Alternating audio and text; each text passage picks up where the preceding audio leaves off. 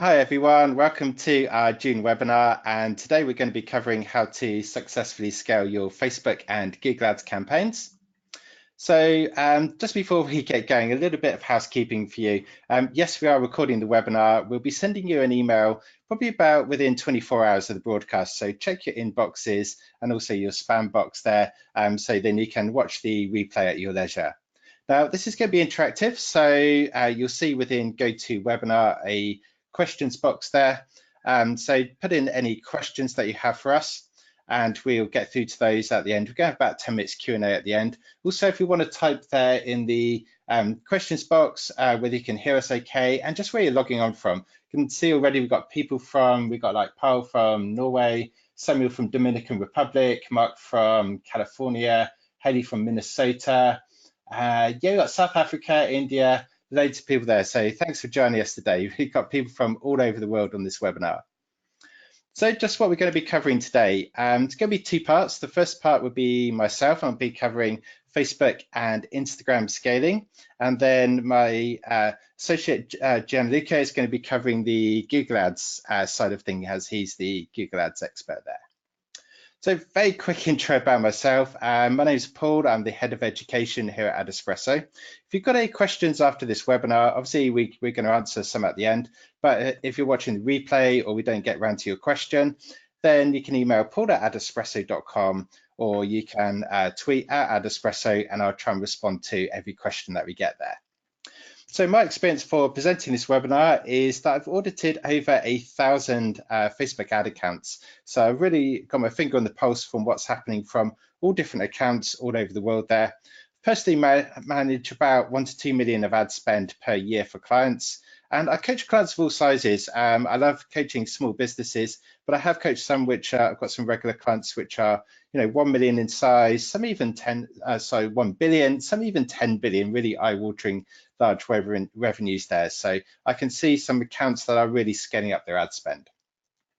So what are we going to be covering here? I'm going to break it down into 5 parts. We're going to be looking at the foundations before you can scale, then how to scale an individual campaign, then how to scale an ad account by using different audiences, then how to scale an ad account by using different creative, and finally, just a little bit there on kind of like benchmarks and some limitations for you on how much you can scale to give you an idea of how much you can scale your account. So why have we run this webinar today? We're finding that scaling is a topic where there's a lot of bad advice out there, a lot of really spammy advice like this. So that's why we wanted to set the record straight, because if you get bad advice for Facebook ads, it's going to cost you money, could cost you quite a lot there. So I want to give you some sensible, solid, proven strategies. Also, there's not one simple tip, trick, or hack. Instead, what you'll see is that there are different strategies. They're like tools in a toolbox. You can pick from a selection and you use the best tool for that particular situation. There's also more than one way to scale. So some of the advice I might give you, other people might have different viewpoints there. So there's always going to be lots of testing. That's why we built AdEspresso, is we're all about testing, analyzing results, and then building on best practice there. But hopefully today you'll see some really good solid strategies that are going to help you scale there. Now, before we even talk about scaling, a good question to ask yourself or to ask your team, or if an agency to ask your client, is what is your main goal? Are you looking to just maximize the number of conversions? Or are you looking to maximize the number of conversions while maintaining a stable CPA? So CPA could be your cost per lead or cost per acquisition. Maybe you're doing like e-commerce, that would be the price per purchase. Very important question to ask, because sometimes as you scale, your CPA might go up. Now, for some businesses, that's fine. You just want to really pack in the number of conversions. Other clients there, other businesses, you really determine the number of conversions you get by making sure that you stabilize that CPA there. So really important question to ask. And I'm going to introduce you to a concept now. Some of you might be familiar with it, but some are not. That there's 2 types of scaling, horizontal and vertical scaling. Now, normally when people talk about scaling, they are talking about vertical scaling, which is where you're scaling the campaign budget there. So people normally ask, how fast can I scale my campaign? There's actually another type of scaling which is often overlooked, and that's what we call horizontal scaling. And that's actually the more interesting one. So horizontal scaling is where we can increase the overall account capacity. Now, this could be by adding new audiences, by adding new steps in the funnel, adding new placements, types of optimization, and crucially, ad creative. So that's something we're definitely going to be focusing on in this webinar in my second half of my presentation today. So let's dig into those 5 topics there. And the first one is, before we can talk about the actual tactics that we use for scaling, we need to go and set some goals and some benchmarks there. The first thing that you need for successful scaling is you need your tracking in place. Now, I know at this stage you're going to say, hey, Paul, that's really obvious. But I would say when I coach clients or I audit campaigns, about 30 to 50% of accounts I see don't have their pixel tracking in place. Either they're not using the pixel at all, or if they are, they're just not setting up the tracking for all of their goals. So it's very impossible to scale if you just don't know what your cost per lead or your cost per acquisition is here. Now, this is a whole webinar in itself, so if you want to go and watch that there, it's quite fresh. We did this in November. It's still up to date. So just go to adespresso.com/webinars there, and you can watch a webinar on how to set up your pixel. But that's crucial. Before we can do anything, we need our pixel in place there. Now, once we've got our tracking in place, we can ask ourselves a question, and that is, what is the maximum CPA that we can afford from ads? To be able to scale, we need to know how much we can afford to bring in those extra, whether it's leads or those e-commerce sales there. A little hint for you, in this section, I'm going to show you that your CPA that you can afford is probably a lot higher than you think it is. Now, why is this? The first is that Facebook underreports quite a lot how many acquisitions that you get from your Facebook ads. It's called dark social. It's not like the dark web. This is different. There's nothing dodgy here. Dark social basically means that Facebook only attributes in Ads Manager any leads or any acquisitions that it gets when people are served the paid ad. Now, for gift items and high ticket items, a lot of times it's not going to track simply because people tag their friend buys it, or they share the post. That doesn't attribute as well. Also, they might share a link by WhatsApp, Messenger, email. None of those are going to track.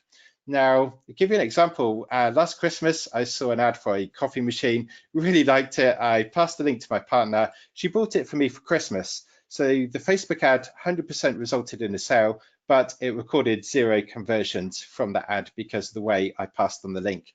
Now, it's hard to estimate how much difference it can make. I would say probably, like for high ticket or gift items, could be an extra 50% that you can add to your sales there. And what I've seen time and time again is clients, they look very closely at the number of leads or sales they're getting. They don't think Facebook's working. They turn the ads off, and then next day they're emailing me in a panic saying, hey, Paul, the Facebook ads were working, turn them back on there. So you can do a conversion uplift study, like you can run where you can look at the number of sales that you get for a month and then turn the ads on and then see the uplift through your shopping cart there or through whatever kind of lead tracking that you're using, but certainly about 50% you can add there. Second thing to bear in mind is delayed attribution. So this doesn't really apply to leads because people will click on the ad and then sign up straight away. But for high ticket items, there can be quite a delay from when people click on the ad to when they buy. Maybe they need to consider the purchase. Maybe if it's a holiday, they need to consult with their partner. Maybe they need to wait for payday. That's really, really common. Or maybe just at the weekend when they got more time. So bear in mind, always keep it, like, don't rely too much on your one-day results. This is a little chart here from a client. The number of sales they get after 1 day is like 27,000. After 7 days, after people have viewed the ad or clicked on the ad, it's at 32,000. It goes up to 36,000 in the full 28 days of attribution. So, you know, 25% extra sales when you get that delayed attribution. So bear that in mind, is don't make a decision on your ads too soon when you're scaling. If you want to check this for yourself, you can go to Ads Manager. On the right-hand side of the columns, there's a little plus button. If you click on that to customize the columns, you'll see then at this bottom right, you can do a window comparison, and you can then set up the different views there. Normally I do like a 1 day, 7 day, and 28-day click there. So another thing about laying the groundwork for scaling is we need to know what our customer lifetime value is. Sometimes this is called CLTV or just LTV. But basically, we don't just want to look at that initial purchase. We want to know how much we can afford to acquire a customer because how much lifetime revenue they're going to give us there. Now, you can use different tools for this, such as Facebook Analytics. I've written a blog post on this. Just go to adespresso.com/blog, and you can set up your own analytics. But there's a completely free tool within Ads Manager. And what this chart tells you here is, like, if we look for 9th of March, that week there, the people in week 0, you know, that first time when they buy, they spend $34. But if we look 2 months later, that same customer has actually spent $50. That's a significant increase there. For some clients where I look over a course of, say, 3 months, 6 months, even 12 months, we might double that original cart value. So it means we can afford to pay a lot more to acquire that customer. If we can have that higher CPA, then we can scale our ads more. Another important thing is to increase that average order value, or I call it like McDonald's do, you know, would you like fries with that? Basically getting those cart upsells. This is go onto their website, Native Deodorant. They're really, really good at upselling here. But you can see the original, if you buy a stick of deodorant, I think it's like $12. Then they try and upsell you either with a $10 like body wash, or you can get a $10 soap bar, or you can get both there. So you can imagine you can increase your average order value from $12 up to maybe $32. That's going to make a big difference to how much you can afford to acquire a customer, which means you can scale more. Another thing you need to do to be able to scale is you just need to know what's going on. And sometimes that's quite difficult in Ads Manager because we've got this giant Excel spreadsheet. So try and get more graphical reporting if you can. This is something that AdEspresso excels at. For example, here we can see the red line is spend. The dark green line is revenue, and we can see, like, over time, okay, this campaign's, you know, the revenue's dropping down, which is why I dropped down the spend there. Now, hopefully it would be the other way around if we're scaling, but certainly we can just see at a glance what's working. I can look at secondary metrics like cost per click and my click-through rates. I can really, you know, look at the main metrics and decide whether I can scale or not there. Another thing as well is set up reporting. Certainly if you're an agency, you're going to have lots of clients. It's very hard to keep tabs on everything. Even if you're a business, you're going to have 101 other tasks to do. So for example, in AdEspresso, we can set up PDF reporting, and then we can see exactly what's going on. This is delivered to your inbox on a schedule, either like daily, weekly, monthly, however you want. And then we can, like, you can fully customize reports. You can have pie charts, you can have tables, whatever you prefer there, whatever format there. And then we can see what's working, what's not, and then make a decision very quickly to scale there. So let me give you an example, and this is, although I'm using this novelty cat bed here, this is something I've had with numerous clients, and it's the difference between success and failure. So imagine you're selling this cat bed here, and that's priced at $50. So the business owner thinks, okay, I need to, you know, double my money, so I can set a CPA for my Facebook and Instagram ads of $25. Now, you start running the ads, you've got that CPA goal of $25, but you find that when you run the ads, maybe you get a CPA of $30, and you're thinking, okay, I'm not hitting my goals, I'm going to have to stop running the ads, and that's it, the revenue dries up. Obviously, hopefully you've got other sales channels, but really you're not going to expand the business there. But with the tips that I've just shown you, we can do proper analysis of how much dark social, you know, how many extra sales that we're getting that aren't being attributed. If we try and increase our average order value, if we optimize our customer lifetime value as well, then we can set a much higher CPA goal, because we're not just worried about that one product. We're thinking, okay, how much overall is this customer worth long term? So maybe we can set a CPA goal of $40. Now, our ads are getting a CPA of $30. So what does that mean? It means that we can scale. And when clients take this long view here, I've managed to double clients year on year on year. I've taken one client from 1 million revenue a year, and 3 years later, we're now at 12 million revenue. So we can just keep doubling up, doubling up, doubling up if we've got a realistic CPA goal there. So it makes such a big difference to brands. Some other tips there on setting the groundwork for scaling before we run the ads. A/B test your landing pages. I had a coaching call with a client yesterday, and I said to him, look, when I clicked on your ad, it took me 3 minutes to find the buy button. Like, nobody's going to buy from you because it doesn't look like you can actually purchase on your website. So make sure you optimize all your purchase pages. make sure you have your upsells there in your cart to increase your average order value, like we saw that example from native deodorant.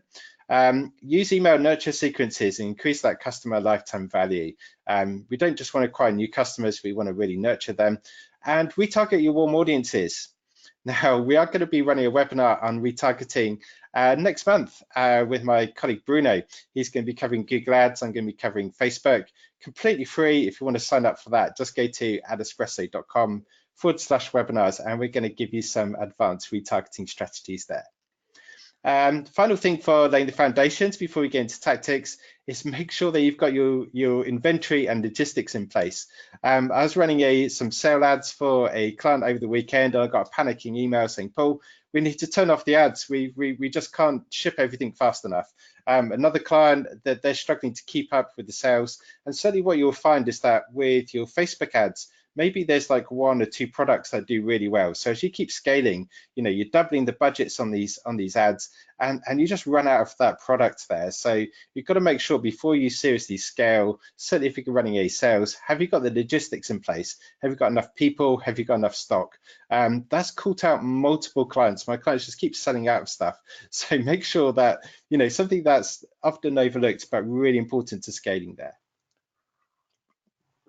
So let's dig into some tactics now. We're going to look at how we can scale a campaign. So the way to scale a campaign sustainably and successfully is a small daily increase by about 10 to 20% per day there. And avoid trying to micromanage the ads. That just make the change once a day, preferably before midday there, and then just leave them alone. Don't keep fiddling with them, otherwise that upsets the Facebook algorithm. Daily budget's much easier to scale than lifetime. With lifetime, you have to kind of do addition and subtraction, work out how much you've already spent. Daily budgets, you can just add 10-20% very easily. Now, consider using an automated scaling rule. This is going to help you to stop fiddling with your campaigns. You can set these up in Facebook, like this one says, if your return on ad spend is more than 1.8, then scale by 10% once per day, and make sure you put that maximum cap. Otherwise, the scaling rules are going to compound, and you leave it alone for a week, and suddenly you're finding that the budget's gone crazy, and you're burning through all your money there. You can set them up in AdEspresso as well. Very simple to click and build rules in AdEspresso. Like example here, if you're hitting a CPA of under 25 bucks for your ad, then you can increase the budget by like $10 a day until you reach $200. However you want to set those up, you can use a set amount or you can use a percentage. Generally, I'm using percentages, but it's really up to you there. Now, why do we go for that kind of small, sustainable daily increase? The reason is the Facebook learning phase. So it's where Facebook uses machine learning. It looks at people that have converted and then uses that data to display the ads to just the right people in the audience. If you work with the learning phase, you reduce performance fluctuations there, and it requires about 50 conversions per ad set, but there's no hard and fast rule. Basically, the more data that you get there, the better. And if you're using a 7-day conversion window for your ads, then you've got to get those 50 conversions within 7 days there. If you want to check how the learning phase is going for your ads, then in Ads Manager, if you mouse over the delivery column, you get this tooltip and it will tell you how you're getting on. And then, after about 7 days or so, Facebook makes the decision, and it will either tell you, no, you haven't generated enough purchases. Not the end of the world, by the way, but it certainly helps if you can, or you get a little a kind of thumbs up telling you that you've got enough conversions there. So what we need to do is we need to make sure as we're scaling that we don't reset that learning phase. As we increase budgets, it's going to be more and more important to work with it. So what can we set that learning phase? There's quite a few things actually. Any change to targeting, so don't start changing the your ad set targeting there. Don't change any of the ad creative, that can affect it as well. Don't change the optimization event. Like, don't think, okay, I'm doing really well optimizing for add to carts, now I'll change to purchases. If you do, it will reset the learning phase. If you add a new ad, that's going to reset it. If you pause the ads, I try not pausing them at all, but certainly not for longer than 7 days. And also large changes to the budget. Now, Facebook don't define how much it is. I've heard informally they say 50%, but I found that if I increase ad sets by more than like 25% per day, that can reset the learning phase there. So that's why I recommend 10 to 20% there. Also, if we want to scale successfully and complete that learning phase, then we could do some, basic math there. That we want an absolute minimum of 1 conversion per ad set per day to get Facebook anywhere near optimizing. But really, we want to be getting towards 7 a day so that we can complete that 50 conversions per week. And that can actually be quite a high budget when you think about it. So imagine we've got a $20 CPA there.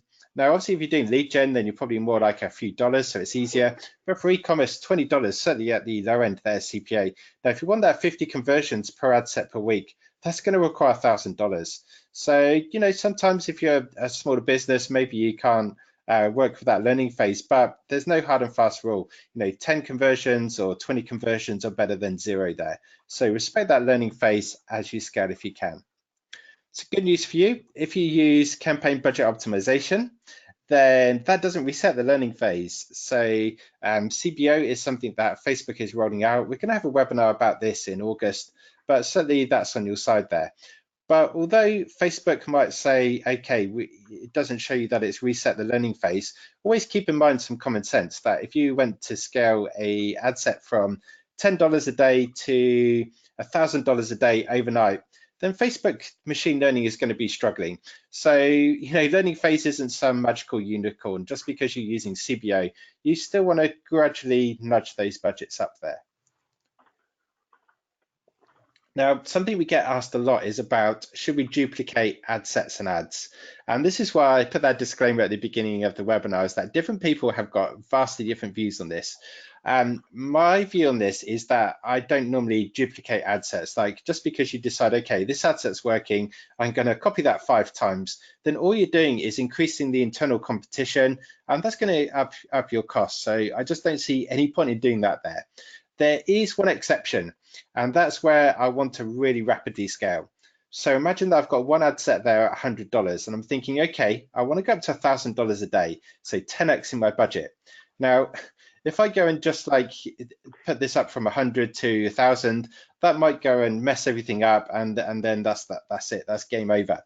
So what I might decide to do is keep this running at $100 a day, duplicate it, try the new ad set at $1,000 a day, and if it works, great, I can turn the existing one off. If it doesn't, then hey, nothing lost, I can turn that $1,000 one off and keep this one chugging along there. But yeah, generally I'm not in a, day to day, I'm not a favor of just duplicating stuff. I think you're just making it a lot harder for Facebook to optimize there. I'm going to cover some advanced tactics here. Imagine it's Black Friday, or maybe you've got some sale on, like one of my clients had a huge sale over the weekend. That's the one where I said they were panicking because they were running out of stock. Is that, things like this, a short, sharp sale, we don't have time to go and scale at 10 or 20% per day. So sometimes you do need to use a different tactic. And one of those is going surfing. This is actually not a stock photo. This is my colleague Francesco. He's our team leader for the marketplace team. He's really into surfing. But yeah, surfing is basically where you say, okay, I'm going to forget about the learning phase. I've got 2 days to sell as much as possible. Things are going well. I'm going to ramp up the budgets and I'm going to monitor them in real time there. You need a lot of data to get this to work. So I do use this sometimes, but this is on clients where you're spending thousands or tens of thousands of dollars a day. It's quite difficult to work at small budgets, but just bear in mind that, it's not my favorite tactic, but there's time when you do have to rapidly ramp up the budgets there. There's other tactics as well. I think there's one that's called Andrew Foxwell calls CPA override. I think Tim Bird calls it billing method, but this is where you're basically saying to Facebook, okay, here's loads of money, just take my money, I dare you to spend as much as possible. And this is where in your cost caps, if you're optimizing for anything like conversions or leads, you set a very high bid. And then you're saying to Facebook, okay, I'm going to bid above everybody else in the auction. Let me go and display my ads. This is going to cost you more. So this is why we talked about earlier. Are you looking to maximize the number of conversions, or are you looking to maximize conversions at stable cost? So this is where you think, okay, Black Friday sale, I don't mind paying a bit more. I just want to go and sell as much because I've only got 2 days. Right, I'm going to bid above everybody else there. So it's another tool in your toolbox, but not something you use day to day there. Now, that's how to scale a campaign, vertical scaling, and we're going to move on now to a more interesting one, which is horizontal scaling. So there's 2 aspects to this, and that's audiences and then creative. So first of all, we're going to be looking at how to scale a campaign using different audiences. And for cold traffic campaigns, I'm going to be using lookalikes in about 60 to 70% of my campaigns there. So that's why I'm going to give you some tips on different lookalike audiences to use there. If you're doing e-commerce, then there's some really good value-based lookalikes that you can use. These are just a couple of clicks to set up, and you can create a value-based lookalike based on things like your purchase pixel. You can create it on a product set in your product catalog if you want to narrow down to certain products. If you do offline event sets, you can use that. You can also upload data files to Facebook, like an email list, where you include the customer lifetime value when you've exported that from your shopping cart there. Value-based lookalike is where Facebook's not just looking at who purchases, but Facebook's also looking at the value of that customer. When you're using the pixel, it can also look at the recency of the purchase, give that more weighting, and also frequency of purchase, like how many times somebody purchases. So don't think you've just got one lookalike there. We've got several that you could be using just for value-based lookalikes. Then for e-commerce, if you start using some of those value-based ones and start burning through them and you need to add some more, you can create a traditional purchase-based lookalikes. You can also filter purchases by X number of dollars or whatever your local currency is. You can also put a filter like people that have purchased twice or 3 times. You can then start moving up your funnel. So you can say, I'm going to create a lookalike based off initiate checkouts, which is that checkout stage just before purchase. You can also create it on add to carts there, again, moving up, or even view content where people just view the product pages there. And we've got even more. You're never going to run out of lookalikes here. If you're not doing e-commerce, or if you are doing e-commerce and need to find some new lookalikes, you can create custom audiences based off the top 5, 10, 25% of visitors by time on site. You can create an audience of leads either by pixel files, or you can upload that email file. Just website visitors in general, slightly weaker, but Facebook fans, Facebook or Instagram engagers, you can use those, and even video views. So there's just so many lookalikes that you can be using. They're completely free to create. They're very quick to create. So create several of those, and then if you start burning through one, you can then just switch to another. And that's a great way to be scaling your campaigns. Those adding in those extra lookalikes into different ad sets. Also bear in mind, you've got loads of different percentages. So if you start using your 1% lookalikes and you burn through those, you can get to 2%, 5%, even 10% there. A little tip as well, very powerful audience is using a 10% lookalike layered in with some like broad interest there. So you're kind of getting the best of both worlds. Rather than just using interest audiences or just using lookalikes, you can be using broad lookalike and broad interest there. Also, something I'm using more and more, certainly for high budget accounts, is just going broad. One of my most successful accounts at the moment, we're just targeting all females in the US, like 18 to 65, literally 100 million plus in the ad set there. Not something you want to do at first, but as you start burning through all those lookalikes, then going broad works really well.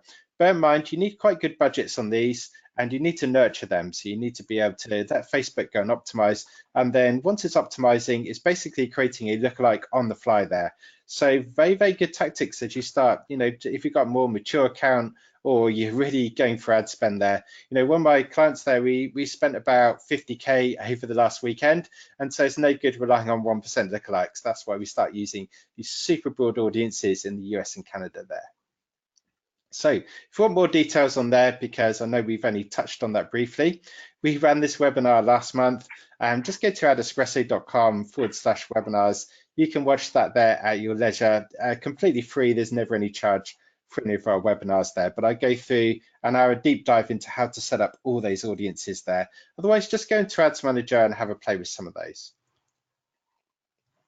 Some other tips on scaling audiences. If you're doing B2B, then a lot of people are just relying on quite general interests, but look at the different types of interest categories you've got. Facebook have got some specialist ones. There's job titles, great for B2B, but quite a small scale there. You can then go to employers. You can go to schools. Now, this is something like if somebody's doing like dentistry or lawyers, then you could like build a list of law schools. One of my clients targeting lawyers, I think they built a list of about 70 law schools there. Education, fields of study as well, that's another little thing there. So if you start burning through general interest, look at some of those other interest categories that you can for B2B. There's probably a lot more options than you think there. Sometimes there's not just like one job title. I found for like realtors that there were about 40 different job title variations. So spend some time and go through those, and that will give you good rewards there. Also, some other general tips here for audiences is, can we increase the age range? Maybe you're just focusing on one narrow age range. If you can broaden that out there, that's going to help you scale. A really successful tip here is make sure your products appeal to both males and females. One of my clients, they did a very male orientated range of products. And once we then did a range that appealed to females as well, we doubled our sales, and then we more than doubled them because we found that females were buying a lot of the products that we were selling there. So, just make sure that your products have got that broad appeal there. If they don't, can you add anything to the range there? Adding more countries, no brainer, but a lot of people forget this. If you're targeting US, can you incentivize Canada? Like free shipping to Canada, it works extremely well. Just expanding out there, can you expand out to Europe? We've got loads of other countries that we can be using there. So just think, how can you add in more capacity? Well, adding more countries, that's the most successful tip, and you'll find a lot of big US brands now are expanding overseas because they're just saturating the home market. US is very expensive now to run ads to. Lots and lots of very cheap capacity overseas there. And then if you are doing overseas targeting, where if you're using like multiple countries, then translating ads into local languages work incredibly well. For example, one of my clients, we were targeting Europe, and we started off just running them in English. They work well in the UK, but not so well in the rest of Europe. We then translated them into German. German market, great, loads and loads of sales there. We then put it into French. We then put it into Spanish. Spanish, you've got loads of countries worldwide that speak Spanish there, and so on. Now, to get these translated, kind of ask colleagues. You can usually find somebody. Be a little bit careful with Fiverr for translations. Sometimes the people there are just using Google Translate. We've got some bad translations there, but just go and make sure that you run it by some native language speakers, and just translating that into different languages, other countries, works extremely well there. Other things they can do to scale is try different optimization events. Like conversions is the main one for e-commerce and for lead generation. But sometimes if you've got a good audience, you might be able to go and optimize for landing page views, just drive that traffic through. That can work well if you've really optimized your landing pages. Not something I use all the time, but sometimes for extra capacity, you've got it there. You can also optimize for value. That costs a lot more for traffic, but can find the right people there. So again, it's just mixing it up. If you find a very good lookalike, instead of just optimizing for conversions, maybe you could duplicate that ad set and try optimizing for different optimization events there. And Facebook's then going to show the ads to a different subset of that audience. If you're using Facebook interest targeting, then we ran a $1,000 experiment on this last month that I think you'll find really interesting. So you might have noticed in AdEspresso or in Ads Manager that there's this little box here when you put in an interest, and it says, do you want to go and expand your results by ticking this box here? And Facebook are really vague in their documentation. Like it says it may improve performance, and in their documentation it says sometimes it improves performance. It doesn't say definitively yes or no it's going to work there. So we put $1,000 into experiment to find out if that interest expansion works. So what we did is we ran some ads for our webinar. This was our May webinar. Took people through to a landing page, got them to sign up there, and when they hit that green submit button, we counted that as a lead. And the results were quite surprising. What we found is for really small audiences, then interest expansion works. But it's actually the other way around for large audiences. If you've got a large audience, like a large interest already, leave it off there. So the take-home message was that, as a lot of people will tell you, about 1 million is the ideal size for a cold traffic campaign there. If you start going into 100,000, then your CPM goes up, that cost per 1,000 impressions, and then it makes sense to get a bigger pool of people by using interest expansion. But if your audience is already several million, then adding in interest expansion, all it's going to do is dilute the effects there. So it's not as simple as always tick that box or always don't tick that box. Really look at your first audience size and then work out whether it makes sense to go and expand it. And then what we can also do as well for scaling at ad account level is we've just covered audiences. So now we can have a look at different ways to scale by using different creative here. This is something that catches a lot of clients out, is the sheer volume of creative that you need. Is that sometimes you need to be refreshing your creative on a weekly basis. It's really crazy how much creative that Facebook needs. You've got to keep feeding that beast there with new creative. So I've just made a quick list. I was doing this for a blog post yesterday on different ad types they can be running. This isn't an exhaustive list, but there's things like your standard newsfeed ads. You can be boosting page posts. You could be using dynamic product ads for e-commerce. There's collection ads, video or image in your ad creative there, Instagram stories, event posts, messenger ads, and so on. So I'm going to give you some examples here briefly. This is a blog post that we put on our AdEspresso website. We then boost through automatic post promotion where AdEspresso automatically boosts it. We blog 3 times a week. So top of the funnel, we're introducing people to new content 3 times a week there. So we're definitely feeding Facebook with lots and lots of new content there. You could use standard, what Facebook called dark posts. That's your standard standalone ads that don't show up on your Facebook page. Very similar to a boosted post, but you get a call to action button, you get a headline underneath as well there.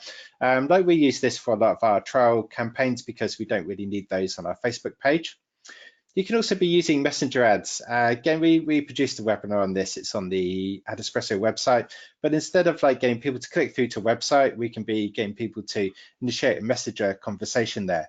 Now, why do we do all these different types of ads? A couple of reasons. One is that Facebook has actually got different capacity for different types of ads. If you always run the same type of ad, Facebook's only got certain capacity there for that type of ads. But it's, say like you only be doing standard newsfeed ads. If you're using messenger ads, then Facebook's got a different allocation in its capacity for those types of ads. Same for lead gen ads, same for dynamic product ads and so on.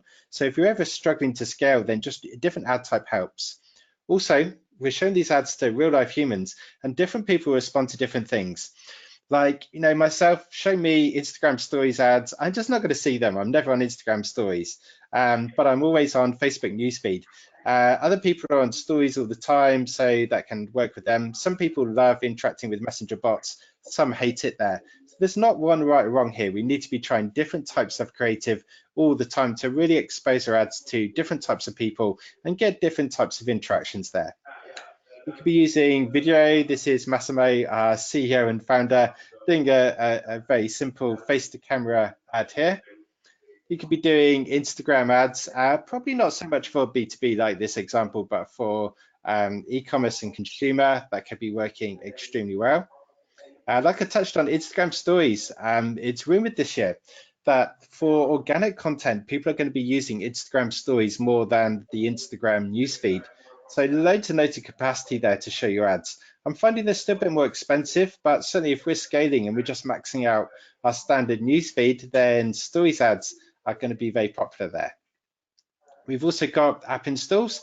This is a collaboration we did with Wistia to get some app installs for them there. So yeah, just really write out a list and think of some radical different ideas that you can be doing there to really increase your capacity and to engage with different types of people.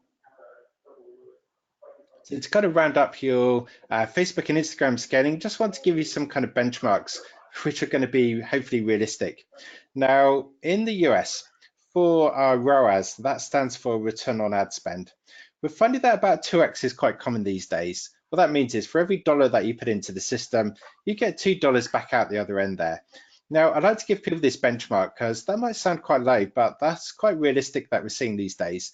You might get lucky. Sometimes you get 3x or 4x, but there's all these spammy blogs that go, hey, if you do this one simple trick, you're going to 5x, 10x return on ad spend. Very, very rare. Certainly as you start scaling, as we start raising our ad budgets, it's going to be harder and harder to achieve that. So I'd like to set realistic benchmarks there. Also, bear in mind that CPAs for some industries can be quite high. For example, if you've got a SaaS product, that stands for software as a service, just like AdEspresso itself, where you get those monthly subscriptions.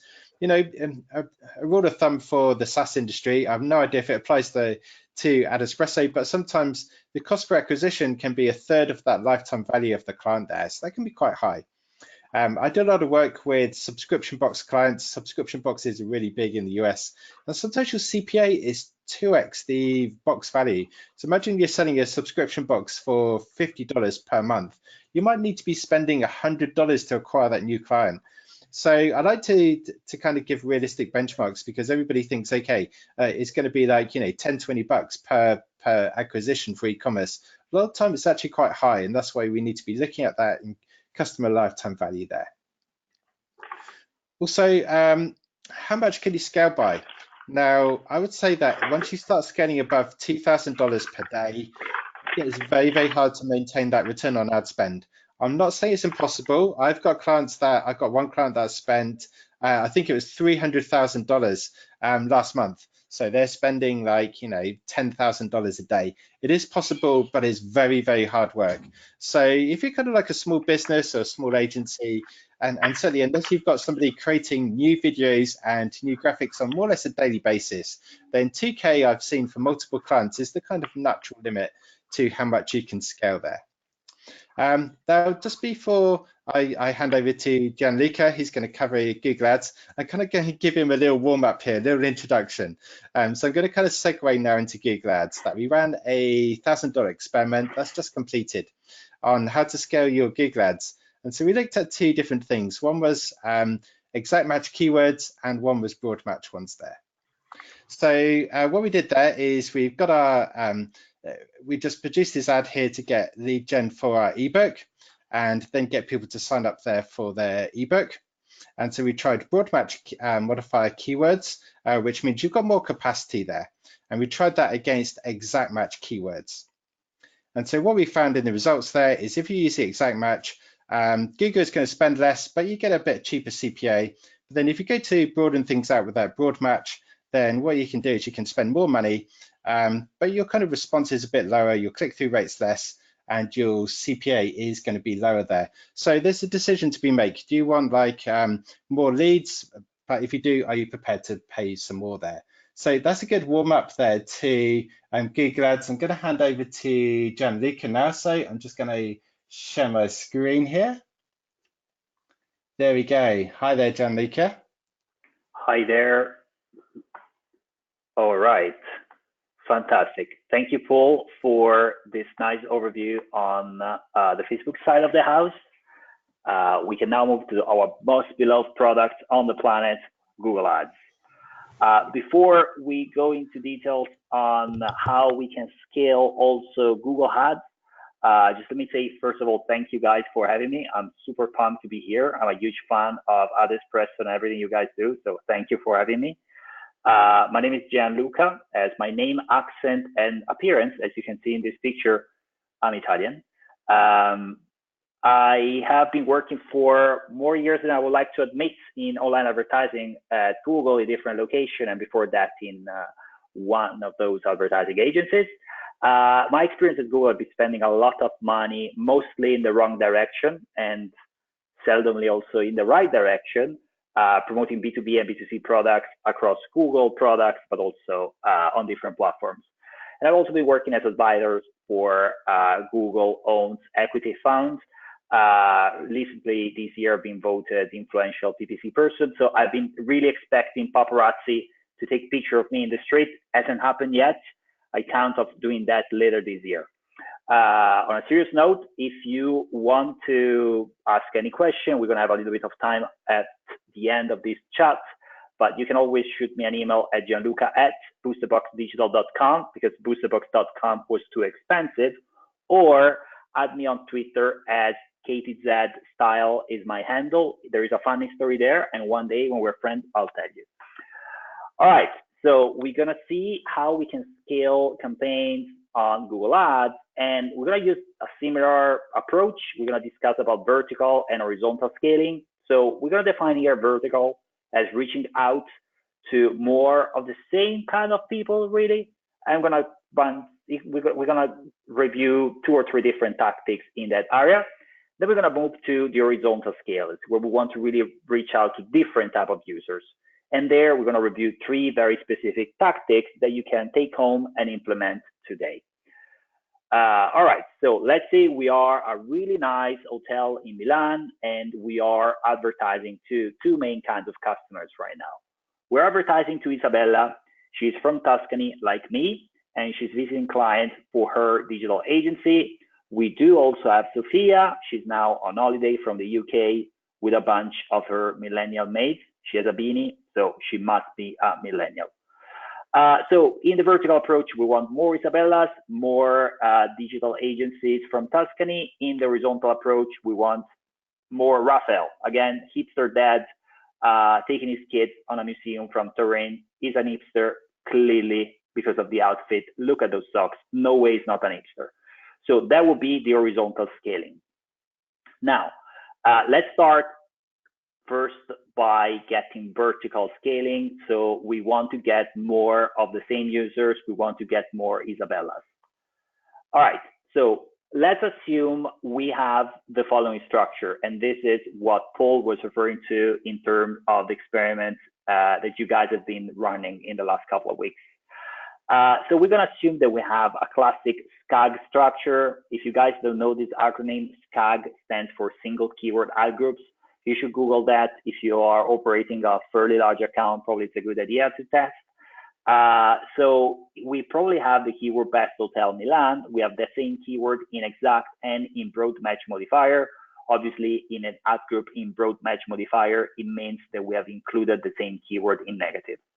This is really a very simple technique that allows us to make sure that whenever people are searching for best hotel Milan, we basically have ensured that the traffic for this specific search term is being triggered by the ad group containing this specific keyword. So that will allow us to optimize the bid for the value of this exact search term. The other side of the word is the BMM. So that will be used for targeting variation of best hotel Milan, something like best hotel in Milan for meetings or something like that. So you could use the BMM ad group as a net that you cast in order to fish new search terms, so to say. So we have one ad group in exact, one ad group in broad match modifier, that's SCAG. So the first way for us to scale our account and get more Isabellas would be to look into the search term report and look for new search term on BMM. So in this specific example, we have seen that we're getting a lot of traffic from best hotel in Milan for meetings. Let's say we're getting, I don't know, 5 conversion last week out of 15 conversion in this ad group. This is, not big numbers, but even from a qualitative perspective, we can tell there's something in the for meetings type of semantic area. So the first very simple idea is to take out the search term best hotel in Milan for meetings, create a new ad group, and then this time we're going to create one ad group in exact, best hotel in Milan for meetings, and another one in broad match, best hotel Milan meetings. And the name of the game here will be bidding correctly for the first one, for the ad group in exact, and also crafting an ad that is incrementally relevant, right? So maybe we have a landing page on our website where we're talking about our business offering, or specifically about our meeting rooms, or even we could simply mention the fact that we have a meeting room on our ad.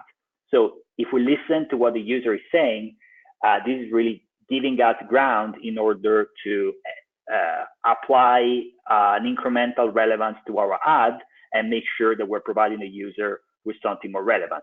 In other words, we're trying to squeeze better CTR and ultimately better quality score for the same volume. So the idea to grow vertically, we're going to get more Isabellas by simply try to craft a better ad pointing to a better landing page so that we're getting better clicks for the same volume that we're spending today.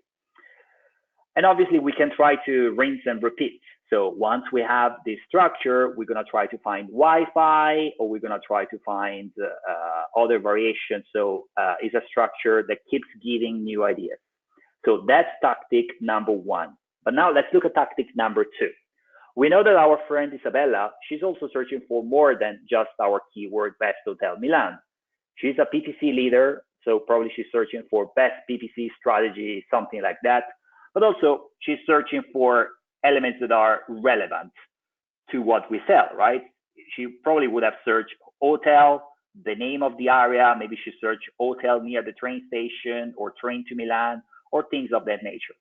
Now, in a normal environment, we won't normally target this keyword, right? If we are an hotel in Milan, no way we target train to Milan, no way we target hotel, no way we target Milan as a keyword. Or maybe if we do, we're making a mistake. But there is a solution to that, which is overlapping keyword with a remarketing audience or in-market audience. Now, if I recall correctly, I think there's the first one to really state out loud this strategy was Larry Kim. So if you Google Larry Kim RLSA, there's a ton of stuff with really fantastic unicorns on SlideShare on Google. So I reckon you should guys give it a try. And the idea here is to target keywords that are way broader than what we will normally do, overlapping with remarketing list on search. So in other words, we're targeting only users that have been already on our website when they are searching for terms that are not necessarily that obvious for us to target. So Isabella, she went on our website, she took a look around. Now we're gonna try to target the word hotel or train to Milan or even Milan, overlapping that term with her having been already on our website. So that is the remarketing list for search ads with broad keyword type of tactic. A similar tactic to that will be overlapping with in-market audiences.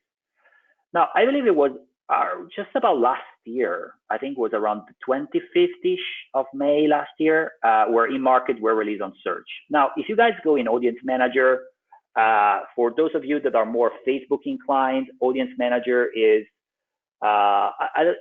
if somebody maybe remembers, there's a Simpson episode where Bart Simpson discovered an evil twin in the basement.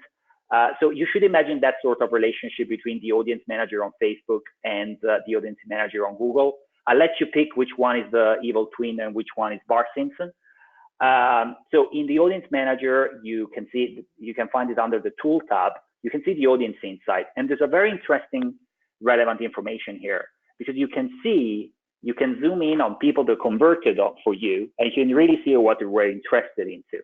So let's say in this case, you know, obviously we will assume that people for our Milan hotel will be interested in all the rentals, let's say. But also you start seeing things that are fairly interesting, like student loans on luggage. So let's say Chantel is our new Isabella. She's also in the market for a new suitcase for a tour of Europe before she's going to university. So this is really telling us a story that is beyond what people are necessarily looking for in terms of keywords. But if we know that potential users are also interested in other elements that are not necessarily so obviously correlated to what we're selling, this is leaving us ground in order to craft an ad that is relevant, but also to overlap keywords that are broader with audiences that are relevant.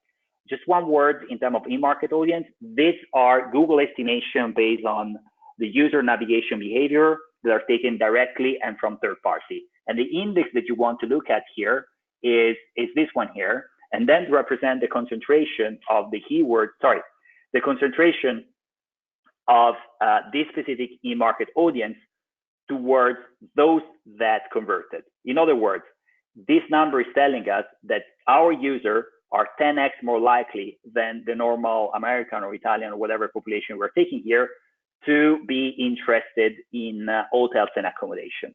So the higher this number, the more confident you can be that you have actually found an interesting insight that you can play out for your campaign.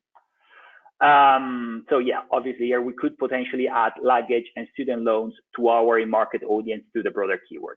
So definitely start first with overlapping remarketing lists on search, but then the next step will be moving on towards in-market. My colleague Luke gave a presentation last year at HeroConf. So if you Google Booster Box HeroConf, I think you can find that on SlideShare. HeroConf London.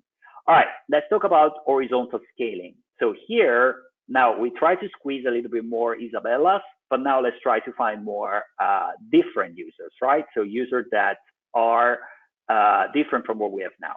So 3 very simple and classic strategies are: number 1, finding new geos; number 2, reaching out to new segments; and number 3, competitors. I'm going to spend a little bit more time on number 2 and number 3 because I feel a little bit more interesting. New geos is quite obvious.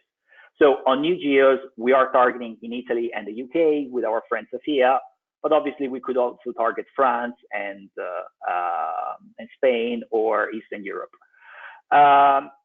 So obviously the question that we need to ask ourselves are very similar to what Paul mentioned earlier for scaling geography in Facebook.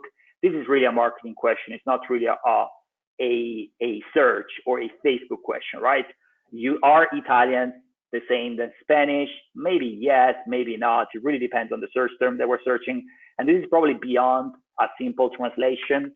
It's about trying to inject in your operation the nuances of the language. So the better job you do at that, of injecting the nuances on the language, probably the better results you will get. Also, another term that I find quite relevant whenever we talk about internationalization with our clients is, does Valentina, the Spanish user here, is she willing to spend the same amount of money than an Isabella? In other words, if we are opening up our campaign globally, an error that I see always making is you open up from the US to global, and then the customer LTV is totally different, right? Or the conversion rate is totally different, because forget about shipping for if you're an e-commerce, but let's say you are a SaaS type of product, the willingness to pay is different, because a $1 in the US is not the equivalent of a 0. Whatever number of euro we have in Europe, because you have different customer lifetime value and willingness to pay. So classic example would be scaling a campaign globally, then you get a lot of traffic from a lot of Europe or India or Africa, where people have different willingness to spend than the US, for instance. So these are 2 elements to take in consideration when you scale to geography. Now, a very tactical element here: does it make sense for you to create a new account or not? Definitely makes sense if you are planning, if you are in a large organization where you have different budget allocation and different cost center, and you want to split reporting. Definitely want to make sure you have a different account. Also, if you want to optimize keywords, thinking, like in terms of LTV, the conversation that we just had in terms of different LTV in different countries at keyword level. And it's easier to adjust target if they are different at country level, if you're operating on different Google Ads accounts. So in that scenario, you want to create an MCC and create one account for the US and one account for Italy. And probably your CPA target for Italy will be lower because you're assuming that Italians are less willing to spend or something like that. Obviously, this is complex. So if you don't have 2 different cost centers, if you just test in the water, don't do it. Data will be scattered everywhere. So if you have limited amount of time that you can invest in optimizing your account, don't do it. And the third thing, it takes more time to learn and to transfer learning between accounts. Simply input negative keywords. Imagine whenever you find that people are searching for your product brand for free or something like that, it will take you more time to scale that negative term across different accounts. So long story short here, if you want to go for the epic solution, definitely go for different accounts. If you don't have time, or you're just running a simple operation and you're testing water, don't do it. But just bear in mind that whenever things get bigger, definitely you will need to create a different account. So that was on the new geos, so fairly obvious, but let's talk about new segments. Now, we are an hotel, so our product and service is being an hotel. So sometimes it's very difficult to think of different segments, right? Especially for mature accounts, I find sometimes it's quite challenging to think, all right, we have this operation being profitable. How do we grow next quarter? What are the levers of growth? And to be fair, this is a question it happens to me to ask myself every 3 months, really, because it's very difficult to grow when your operation gets to be fairly optimized. So I've learned a couple of tricks in these years, all now to push ourselves to grow further. One area is to think of different type of customers. So if we're an hotel in Milan, we can think of business traveler. That's quite a fair, obvious choice. But then we can think of millennials, of bachelor parties. We can think of specific events in town. Let's say if there is a concert or things of that nature. So focusing not only on what we're selling, but also on who we are selling to could give us a good angle to find new ideas for keywords and reach out to new users. So let's say in this case, we want to look at the search term analysis. So the search term report or the search query report depends on how you rather call it. This is your best friend, really, because this is just like wiretapping the phone of our users. We're literally listening to what they're searching, which is great because this is giving us fantastic marketing insight and informing us on how we could do a better job in order to sell them a relevant ad. We all know it. It's very rare that we, as consumer, we love advertising. And this is because I don't think we're doing a job well enough as marketers. So if we really listen to our customers and looking at data in order to analyze the search term report, this is giving us very exciting insights for customizing our ads towards them. In this specific example, let's say we can spot that people are searching for best hotel for families or hotel room with cot. So there are plenty of scripts in order to do a smarter way of doing the search term report. There are obviously manual and automated way to do that. But the important message here is a really good way to scale our account is to look at the search term report for new keywords ideas. But also, we can also look at external research. So we can think of our product and see that in the hotel space, probably we're not only an hotel, but we also are a restaurant or a meeting center or a wedding venue. So this is unlocking, suddenly you look at your business from a different eye, you wear different goggles and you see your business through a different light. And then this magically unlocks an entirely new different way to tell your story and to market yourself not as an hotel, but as a wedding venue. Now, aside from the nice marketing storyline, the message here is this literally unlocks thousands of keywords, and that will help us reaching out to new customers.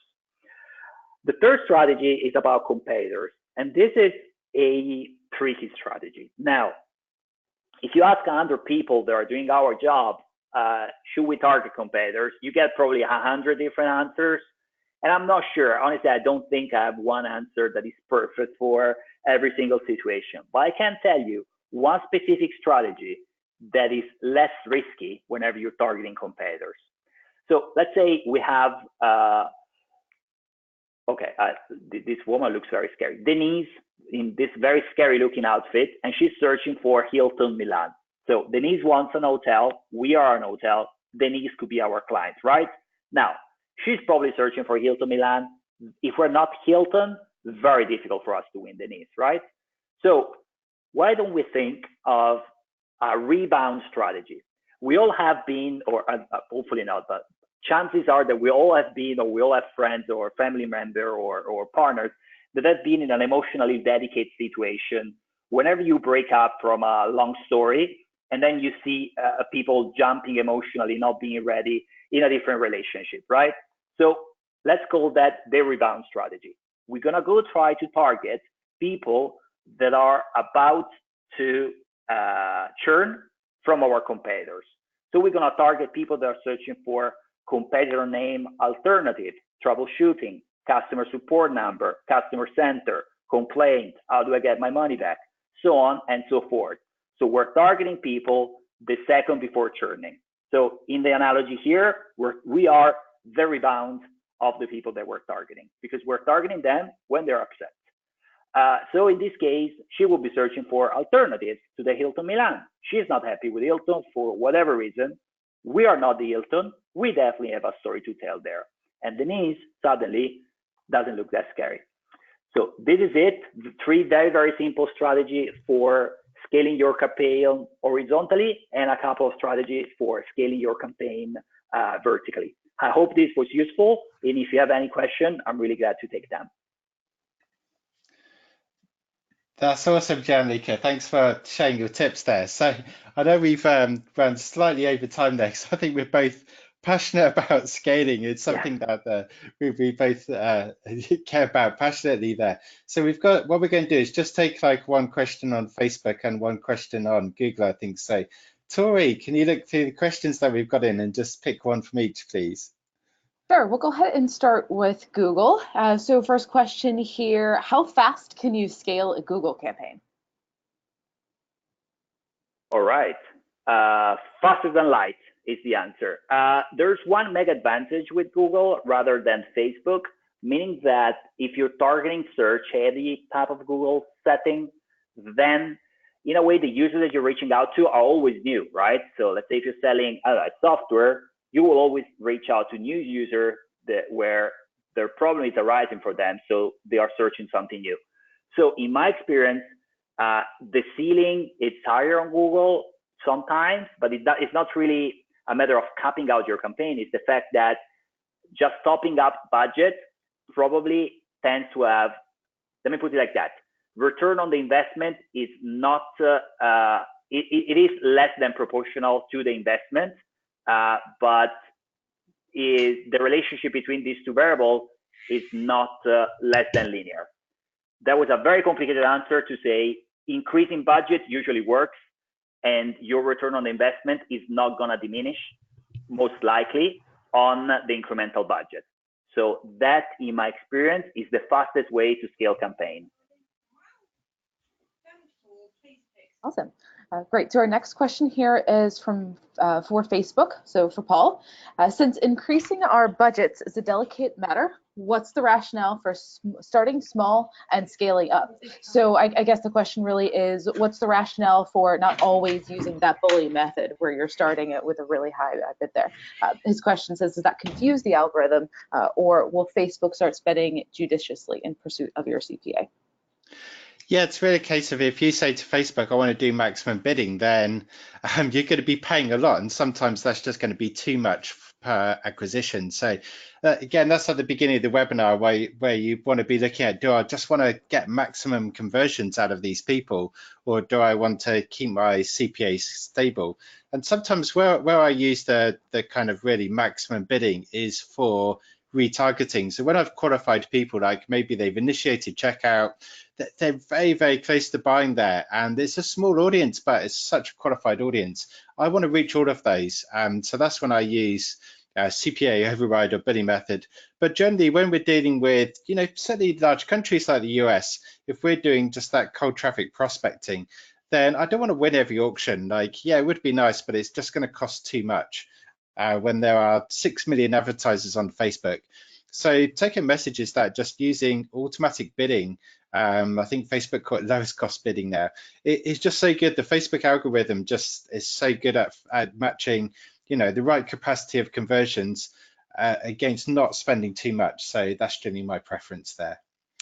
So I think that's all we've got time for today. So sorry we didn't get to all the questions, but if you've got any feedback from the webinar, then just drop an email at paul@adespresso.com or drop us a tweet at AdEspresso and we'll get back to you. So thanks everybody for joining us today. Thanks to Gianluca, thanks to Tori, and I hope you all found that valuable today. Thank you, everyone.